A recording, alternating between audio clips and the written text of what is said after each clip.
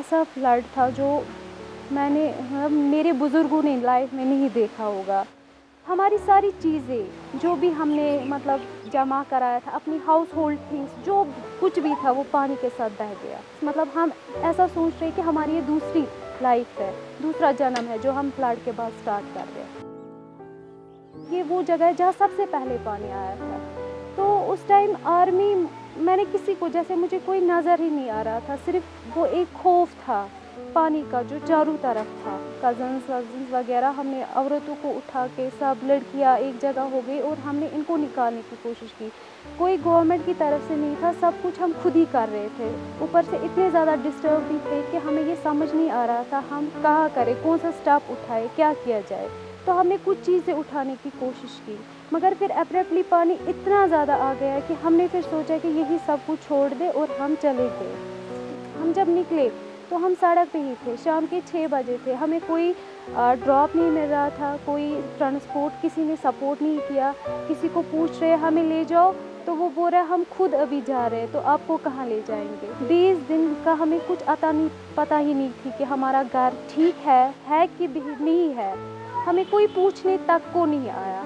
आज खासकर इलेक्शन से हम यही उम्मीद करते हैं कि जो कम से कम वो पहले देखे घर के अंदर कितनी चीज़ें होती है, वो सारी बह जाना, वो नुकसान मतलब लाखों में है। वो उसके कंपैरिजन में हमें लगता है कि हमें कुछ मिला ही नहीं। सुबह हम सवेरे 7 साढ़े 7 बजे गेट खोला हमने, उधर से पानी आना लग गया। फिर जब हम देखते पहली मंजिल, फिर देखते देखते हम तीसरे मंजिल में चढ़ गए। हमारा जो राशन का था सारा निचली मंजिल में था, सब उसने ले लिया फ्लड ने। 3 दिन के बाद हमको आर्मी रेस्टोर करने आई। 3 दिन के आर्मी के बोट्स आए, उन्होंने हमको दूसरी मंजिल की खिड़की से उतारा। 22 दिन हमारा पानी नहीं उतरा। तब तक ये मकान अंदर से सारा ख़त्म हो गया था। नीचे ही ये अंदर से इसकी दीवारें, बीच वाली दीवारें सारे निकल गई। यहाँ सब जो मकान हैं गिर गए हैं, इसलिए रेट बढ़ गया मजदूरी का। अब तो हमको अभी सहायता नहीं है, कितना क्या मिलेगा वो ऊपर वाला जाने। बाकी अभी गवर्नमेंट से 75,000 हमको मिलेगा। अब तो इलेक्शन, इस वक्त तो इलेक्शन होना ही नहीं था, क्योंकि हम तो अभी डूब चुके हैं। कि हमारा कुछ छत बना चाहे, जहाँ हम आए थोड़ा सा फिर घर बसाए।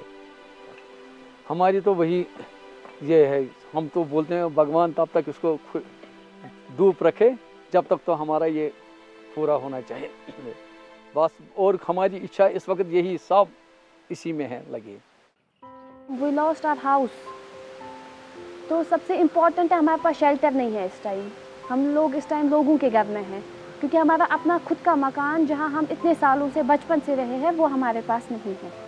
There was no alarm from the government that it has been alerted कि आप जी यहाँ से घरों से निकलो, अपने आप को बचाओ, ऐसा कुछ नहीं था।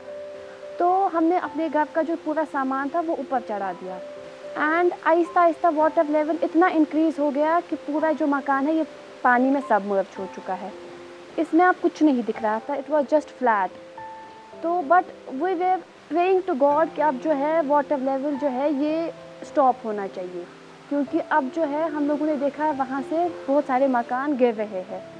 नोबडी वाज लाइक कि आप जी इस घर से निकलो, हम आपको बचाएंगे। ऐसे ही 5 दिन बीत गए। तो 5 दिनों के बाद लोकल्स लड़के आए, उनको हमने बेग किया है कि प्लीज़ हमें यहाँ से निकालो। तो 5 दिनों के बाद उन लोगों ने हमें निकाला है बोट में। So first of all we have to construct everything, then only we can live here. तो उसके लिए आप खुद ही सोचिए कि कंस्ट्रक्शन में हमारे को कितना टाइम लगेगा हमारे को सफाई में, उसके बाद हम वापस आ सकेंगे अपने घर पे।